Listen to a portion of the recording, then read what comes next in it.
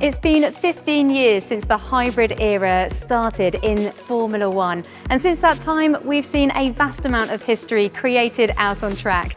A pivotal component of this hybrid turbo era has been the ERS, or the Energy Recovery System. Ensuring that the ERS is efficient and effective can make or break a team's success out on track.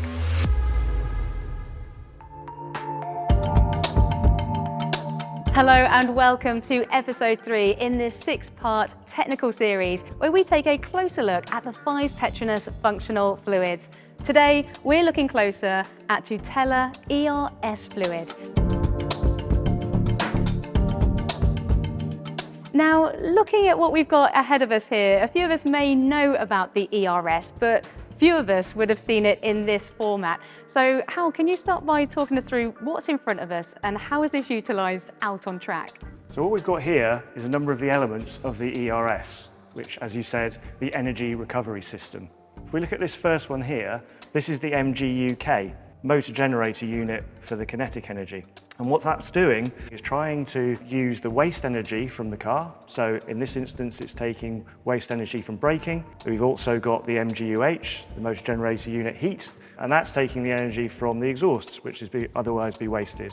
We're taking that energy, we're then converting it and storing it so that when the driver wants some extra performance, maybe at the corner exit or maybe when he's trying to overtake somebody, that extra performance is available.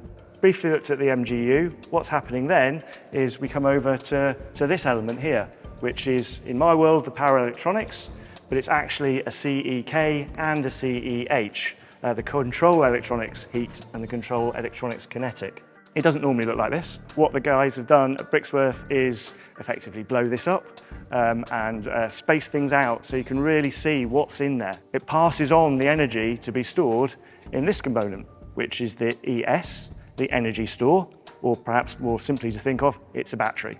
And what we can see here, again, it doesn't normally look like this. We've cut this away.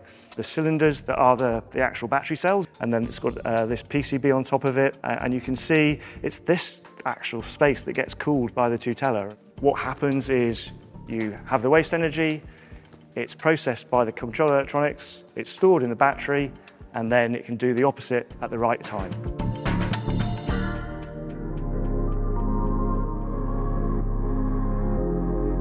So Hal, can you walk us through the Energy Recovery System? I certainly can. As the car disappears and we can see the power unit, let's go into a bit more detail of the actual elements of the ERS system. So first of all, we see the 2 MGUs. Here on the left-hand side of the engine, the MGUK, so that's the kinetic, and right in the centre, right in the middle of the centre V, the MGUH. And in front of this, actually underneath the driver's seat, is the ERS module, which contains most of the other elements of the ERS system. We'll start delving into the power electronics. We see first of all the connections between the power electronics and the motors. We see these 3-phase cables, always orange to highlight that they are high voltage and need to be treated with care.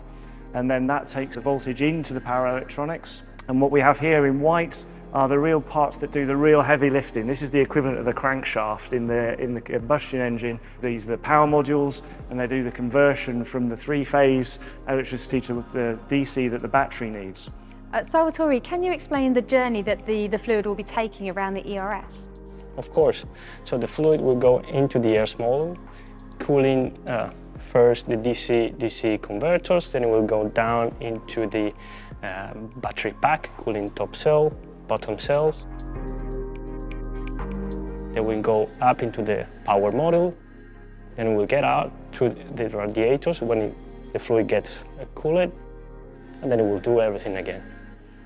So as we move on top of these power modules are PCBs. They're the real brain of the system. That's the stuff that controls what's going on, make sure we're scheduling everything at the right time. That white area now that was put in front of that brain, that's a lot of the safety systems. But also in there are some systems that create all the various voltages and powers that the car needs to run, because the whole car, all the electrical system is run out of this battery pack through those converters at the front. And what we'll get to now is where that battery pack actually is. It's right underneath the power electronics. in that big box at the front underneath the driver. And there you can see where those are situated within the power unit, and unfortunately we cloak all of that amazing stuff in a car. Fascinating to see the inner workings of the ERS and the journey of the tutela fluid.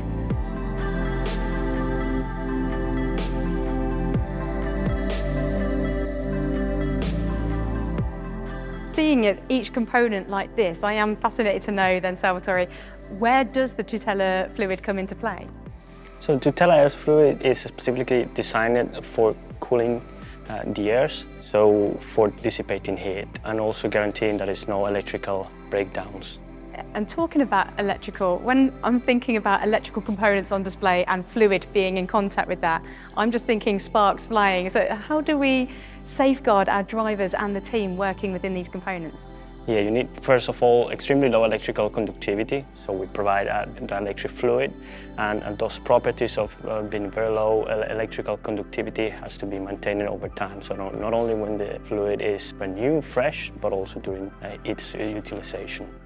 And just as these components all work together, as does the partnership between PETRONAS and Mercedes HPP. So how do you work together to then develop the fluid for this component? We want to guarantee thermal efficiency, high standards of thermal efficiency, so we can achieve that with low viscosity fluids. One of the things about the battery is that we actually need to keep the temperature of it quite closely in quite a small band. The reason we do that is to make sure that we've got the efficiency of the battery. We need the battery to be working at its most efficient to be able to provide the performance exactly when the driver needs it. So having that partnership that we have to make sure that the fluid is able to keep it that way is absolutely critical. So PETRONAS tutela ERS fluid, not only responsible for cooling the ERS system, but also to help with the efficiency of the whole entire system, making sure that we have that effective deployment of energy exactly when needed. Join us for episode 4, when we take a closer look at the gearbox.